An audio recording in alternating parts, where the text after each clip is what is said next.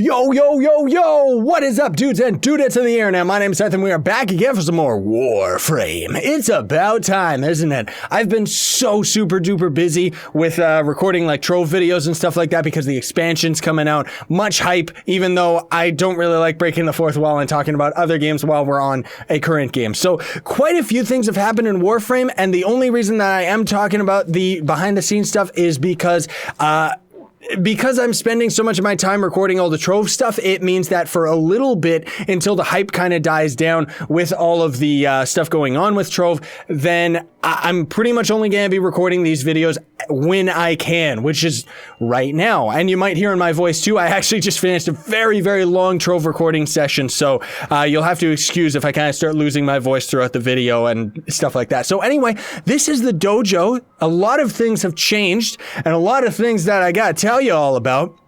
And I'm actually very, very happy to say that our dojo is pretty much finished outside of needing resources donated to it and a couple more extra rooms like the barracks and stuff like that. This is actually the end game. Like this is our dojo is actually complete, and we are a fully functional clan that has almost everything outside of the donations and stuff. So this is going to be the main spawn room, and I ended up putting a couple decorative objects here. We also have a trading post and a bank. It's already here, and a portal that takes you into the basement. And then if you go into any of the doors that are around the area, we've got all these beautiful rooms. Oh man, it's so like, it's so quiet, isn't it? I love the sounds. Like it's like, there's weird squid sounds. Okay, I don't like it anymore. We've got over here, 3 hours to construct. Oh, nice. We've got our labs right here. We've got another lab right here. Seems like this one's actually under construction too. Have these gotten all the resources? Yeah, I ended up spending a ton of my platinum just to get all the club stuff organized, because I do want to say, because lots of people do always express their concern about it, I don't necessarily want to use platinum for anything else outside of like, I used my platinum to get Neza, to get the Nakana Prime, to get a bunch of the mods that I needed for the Nakana Prime and for Neza. Now it's up to just grinding in-game to end up getting the other Warframe characters, as well as just getting the mods like upped and stronger and stuff like that. And then we've got we've got 2 labs over here. That's right, because there is like a total of 6 or something like that. I think 1, 2, 3, 4, 5 labs. Okay. Oh, they're all being constructed. Hi, critter. Hi. Where's Wave? Yes. I'm recording, brah. He's got actually really nice colors. I like what he's got going for his character. I keep changing mine all the time, by the way. Now I'm kind of rocking a black, white, and kind of twilight purple stuff, as well as our abilities, like our energy is back to the neon fire, because I still like the way that that looks. Ooh, it looks like this lab is already complete. Oh, that's cool. So what these labs do, everybody, because lots of people are, you know, kind of new to the game and stuff like that, is, what is this? Is this for the blueprint, or is this just getting the character in general? I don't know about that. I think, oh no, it's the blueprint, because you can see the icon behind it. So if there are certain, there are certain blueprints that you can't actually get out of the market, and that is because you have to end up getting them and crafting them yourself out of all of these labs. And then of course we would have ended up getting the Warframe blueprint, and then of course that blueprint would end up requiring a bunch of Warframe parts, right? And then up over here we've got the main beauty. Oh, it's done! Oh! Oh, I'm gonna just sit here and listen to the sounds. Oh, it's so beautiful. I gotta put like some cool decorations in here. This is my favorite room in the entire game, so I really wanted to have one of these. This whole section right here, I don't have anything that I'm gonna be connecting to these side rooms. This is just a tranquil place to hang out and sit around. Like, I love that room so much. It's so beautiful. And then over here on this side, we have one last room with a couple decorations. Maybe I'll delete these and move them into that other room. I don't know. But then we've got our, it's done. We've got our obstacle course up here. Awesome. And then the other room that's being destroyed, that's being designed over there, I think it might actually be done as well. Oh no, it's not done yet. It actually needs more materials. It needs Forma, which we don't have right now. But this is the dueling room. And then that's it. That is actually all the essential rooms that you need in a dojo, everybody. And then everything else...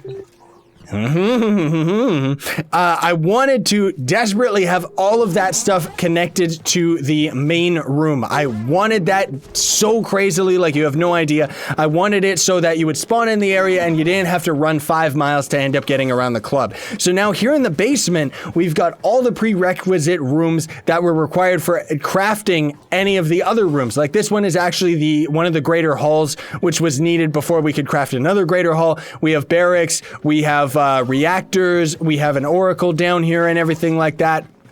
And ultimately, all the basement stuff is down here that you cannot necessarily interact with, like all the rooms that you can't interact with. Like we got a ton of reactors down here. And then the only thing that's actually left, this is the other greater hall that was a requirement before we ended up getting that other big one that we were in. And then finally in this last cross hall, I'm going to put the last 2 barracks eventually, once the rooms end up finishing being built, because I don't know if the resources are going to go through the roof. And just a nice little pro tip here, everybody, that I ended up discovering is if you go to the clan section, you can actually see a message of the day right here. Ooh, we got 45 members. Okay, cool. Nobody pending friend requests. Okay. So I know that took us quite a bit to get through most of that stuff, everybody, but I wanted to clue you all in on all of that. I still haven't decided on a syndicate yet, because what I ended up getting from all of you was everybody kept saying that, they all kind of have their strengths and weaknesses, and I just have been so busy that I haven't had the time to research any of them. I think there's actually a quest in the game that gives us our number 5 ability, which actually has us come out of our Warframe and be like a normal dude. And I think based on the syndicate that you join, you end up getting the different abilities for that character. I'm not exactly sure, but either way, for today right now, we're actually going to end up doing the other Kubro mission right here, which is like our Kubro is actually matured now. Oh, I should have shown you all it. Well, maybe it shows up in this mission. That's what I read anyways. In order to actually equip the Kubro, we need to complete this mission to get a collar in order to actually have it come with us. Are we gonna see a giant potato? Nope. DNA ship. Spider ship. Do we got our Kubro? Where are you, little puppy? Oh, shoot. Oh, well. Oh, there it is. Oh. Where did it go? Oh, there it is. Hello, JUBJUB. Oh, it's beautiful. What's with this level, though? Our Kubro is actually a white one. She's so cute. Look at her.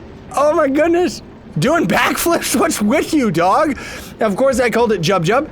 And, oh, shoot. I forgot. I was actually, like, right now, we're still rocking the Nakana Prime, right? And I wanted to actually swap over to the Chronos, I think that's what the weapons are called. It was the dueling blades that we ended up having before. I wanted to swap over to actually using that stuff for Neza, because although the Nakana Prime is a fantastic weapon, and it's actually very, very powerful, and it's going to really, really help with a lot of our other Warframe characters, I don't think it's particularly good for Neza, just because of the amount of time it takes to go through his attack animation. Like, for example, our slide attack. Look at that.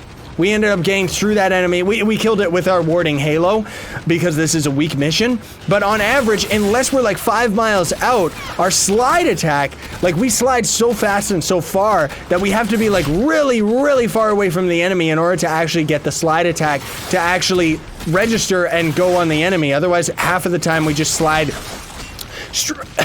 oh, water down the road too. We just slide straight past them.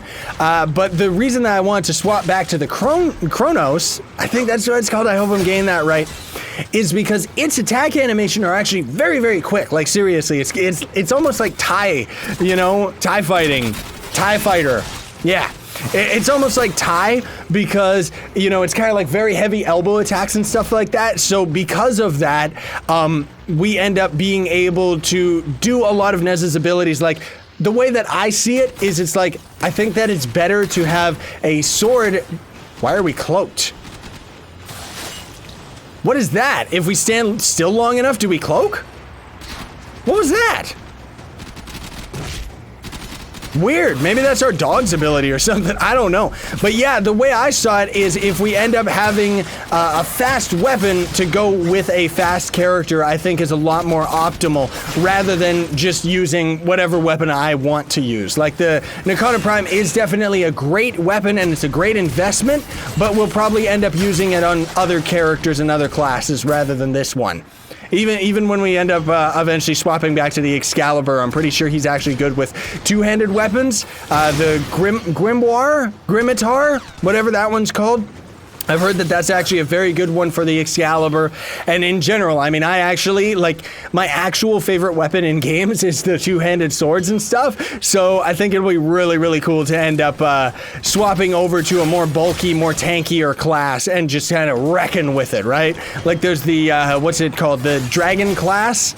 I'm not sure what he's called, I don't know what his name is, but he's kind of like a dragon, he breathes fire and stuff, and he's actually one of the tankiest classes in the game.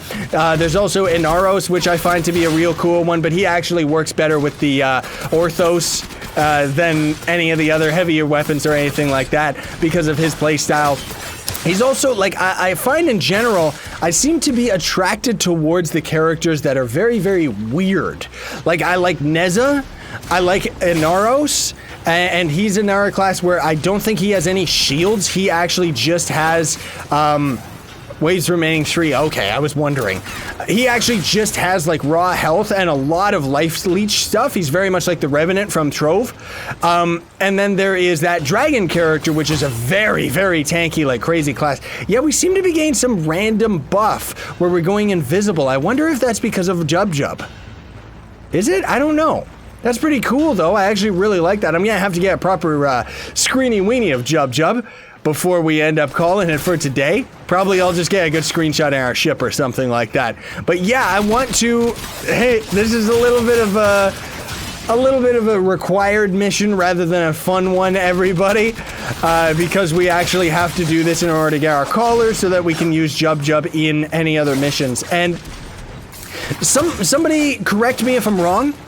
But I think the way that it works with the Kubrau is it seems like every day you will generate whether or not its health is down or its mood is down, and you can actually only do 3 actions, Mario and Luigi Mario, 3 actions per day, including playing with it or healing it.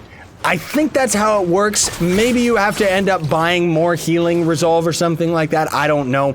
But I think it's kind of a way that it kind of tries to balance the fact that we have to keep buffing up JUBJUB. And correct me if I'm wrong, but I think if JUBJUB, your Kubro, dies during a mission, it stays dead for that mission. But I've also half heard that when it dies, it's permanent and you gotta make a new one. Is that true? Because that would really, really suck. And I really don't want it to die. But also, I think the Kubro actually replaces your Sentinel slot, which is a little bit disappointing because I like our Sentinel. You know, the Death Cube is actually pretty decent. However, I would actually and realistically want to end up getting the Scavenger Sentinel instead because it's very, very useful because it just goes around the map like collecting all of the items and stuff like that, which is very, very handy because I don't always end up seeing all of the items. Oh, there was one of those guys with 1 sleeve long. Mission complete, yes. Okay. JUBJUB levels up. And we got the collar. Cool. Okay. That's neat. And yeah, a couple days ago too, I do want to mention that yes, I actually did end up doing a Warframe stream. I don't know if it's gonna be a very long time before we end up doing another Warframe stream. Oh, just because of, you know, the fact that I'm like so busy and everything like that. He looks so stupid. Like, look at him. Kill me. No, you're my dog. Why would I do that? It's just so weird. Look at this. I'm just waiting to see if we get like a cool camera angle here so that I can take a screeny weenie. I guess that's a good one as any. Look at that thing. It looks so weird. Oh, now it's just gonna go do stuff. Okay. Let's go equip it, and then we're actually kind of on time today. I'm gonna try and record another Warframe episode actually right after this one, everybody, so that, oh yeah, it actually replaces it. That kind of sucks. I'm gonna try, oh, we can upgrade him? Wow. We could actually mod it up. Okay. It actually has more abilities on it than... Huh. That's cool, man. I like that. I really like that. So that's really... Oh, we can change its color, too. Attachments? What attachments? Oh, the collar. As opposed to what? Not armor? Ooh! Dragon puppy! That one's kind of weird. I like dragon puppy. He looks like Mega Man or something. That looks so cool. So let's see what its primary color is. Can we actually pick like a cool... Oh. That's not its primary color, is it? Oh, we can't change its fur? Random? Something ended up changing its color. Copy main colors. Those are not my main colors. I don't know what that means. Oh, there it is. Never mind. GG on me. I completely forgot that I went into the wrong section. Neutral color? What? Then you could have a regalia? A fur pattern? Okay, so anyway, everybody, we're gonna call it here. I'm gonna mess around with them a little bit more, and in the next episode, I'm actually gonna be recording it right after this one, just so I can have more Warframe coming out, because I think next week I'm gonna be very, very busy, and I don't know if I'm gonna have time to record some more. So thanks for watching, everybody. I very much appreciate it, and would also appreciate if you would Hadouken the like button for me, share, favorite, and subscribe to join Team Pixel Sino, and stay epic, everybody. Believe in yourself.